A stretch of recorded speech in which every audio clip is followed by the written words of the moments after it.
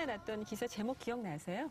글쎄요, 아마도 그 의사가 백신 만들었다? 뭐 이런 식의 약간 가벼운 그 사회난이니까요. 네. 가십성으로 났던 것 같습니다. 그렇지만 사실 굉장히 중요한 백신이었잖아요. 결국은 제 운명도 바꾸고 직업도 바꾼 그런 일이 됐었죠. 네. 근데 의사로 계시다가 왜 컴퓨터 바이러스 백신이 보이셨을까요? 제가 했던 일이 네. 아마도 연구 쪽이라서 그런 것 같아요. 네. 그리고 기계 자체를 좋아했어요. 네. 그래서 기계 만지면 좀 더 제가 잘할 수 있을 줄 알고 네. 이제 연구 파트로 가게 됐는데 네. 그러다 보니까 자연스럽게 컴퓨터도 접하고 공부하게 됐고요. 네. 그래서 공부를 열심히 했던 이유도 제가 의학 연구에 다른 쟁쟁한 그런 연구자들이 많은데 네. 그 중에서 뭔가 그 나름대로 열심히 해서 두각을 나타내기 위해서는 남들이 못 가진 특기 하나는 가져야 되겠다. 네. 근데 그게 제가 취미로 좋아하던 컴퓨터를 활용을 하면 좀 더 잘할 수 있겠지. 그게 이제 계기가 됐던 건데요. 네. 그 생각이 결국은 이렇게까지 발전된 거군요.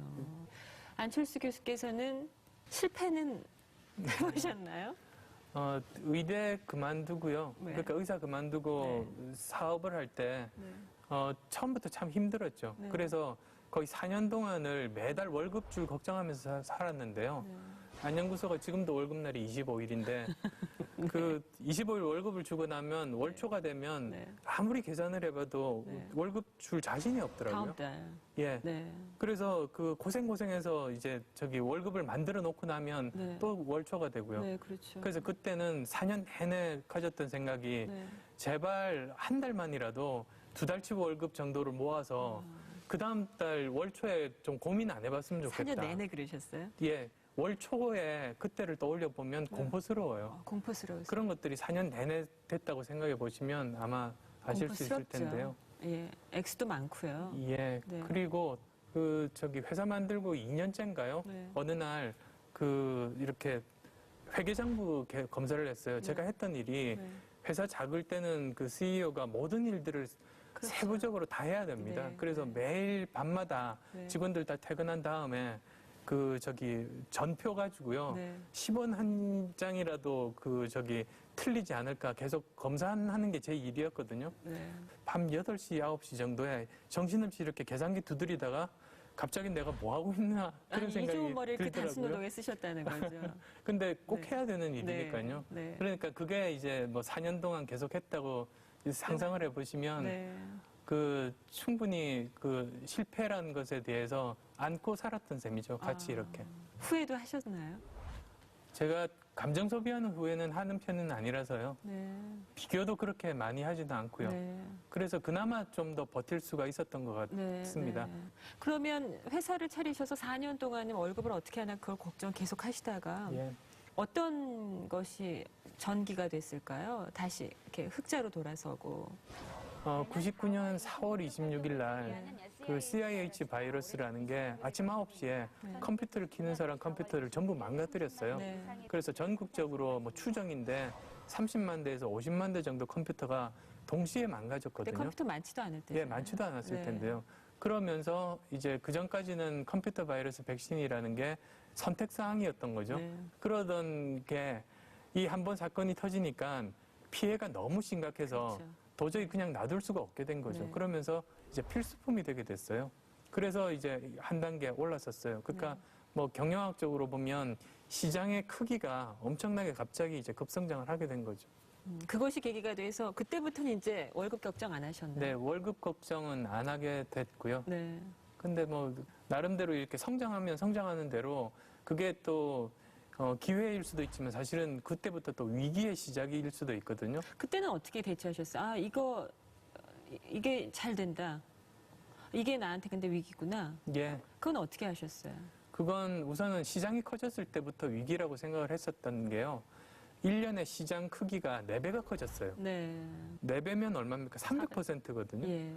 그러니까 거의 평소에 100배 이상 이렇게 커지게 되면 그건 뭐냐면 더 이상 이게 기회가 아니고요.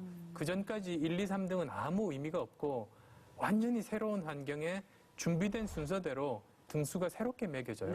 그렇게 되면 그전까지 아무리 작은 데서라도 1위 하고 있던 데는 이게 1위 뺏길 굉장히 위험한 순간인 거죠. 그렇게 그런 위기와 여러 가지 굴곡을 거치셔서 직원도 300명, 매출 400억 이 즈음에 네. 이제 우리 회사가 잘 됩니다 하고 기자회견 하는 줄 알았더니 거기서 대표이사에서 물러난다고 깜짝 발표를 하신 거잖아요. 네. 또 그 결정을 하실 때는 왜 그러셨어요? 주위를 둘러보니까 작게는 소프트웨어 업계 또는 크게는 벤처나 중소기업들이 초토화가 되기 시작할 때가 아마 그때쯤이었던 것 같아요. 계속 이렇게 힘들어하고 새로운 좋은 기업이 이제 생기지도 않고 젊은 사람들이 새롭게 도전하지도 않고 패배감에 젖어 있고 그런 모습들을 보다가 문득 그 생각이 들었어요. 만약에 제가 그때까지 가졌던 경험이나 지식을 이용을 해서 이런 산업 전반적인 성공 확률을 조금이라도 높일 수 있는 일을 할 수 있을까? 그런 생각이 들었는데 그 생각이 그 다음날부터 매일 생각이 나요. 잊혀지지가 않아서요. 계속 고민을 하다가 이게 한번 도전해 볼 만한 일이라는 생각이 들었던 거죠. 근데 그 결정을 하실 때 그러면 항상 이런 고민을 하시나요? 나만 위한 일이 아니라 모두를 위한 일. 네, 그것도 있고요. 네. 그리고 또 의미 있는 일 또는 그 흔적을 남길 수 있는 일인데요. 네. 죽고 나면 뭐 제가 없는 건 마찬가지지만 제가 있음으로써 네. 그 여러 가지 사람들의 삶이나 생각이나 어떤 조그만 흔적이라도 남길 수 있으면 제가 그냥 덧없이 사라지는 것과는 다르잖아요. 그래서 제가 없을 때와 비교해서 존재했다가 사라진 이후에 그런 사람들의 생각이라든지 제도라든지 또는 제가 쓴 책이라든지 만든 조직이라든지가 여전히 존재하면서 함께 살아가는 사회에 조금이라도 기여할 수 있으면 그게 제가 살았다가 없어지는 어떤 값어치가 있겠다는 생각이죠. 그래서 제가 죽을 때 제가 이 인생을 성공이라고 생각을 할 수 있다면 그런 흔적들일 것 같더라고요. 그래서 흔적을 남기는 게 제 모든 판단 기준에 굉장히 중요한 부분을 차지합니다.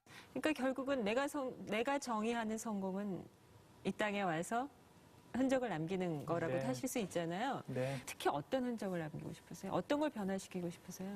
제가 여러 가지 직업을 가지고 있었지만 제 가장 보람된 일 중에 하나가 책이거든요. 글을 쓰다 보면 그런 유혹에 많이 빠지죠.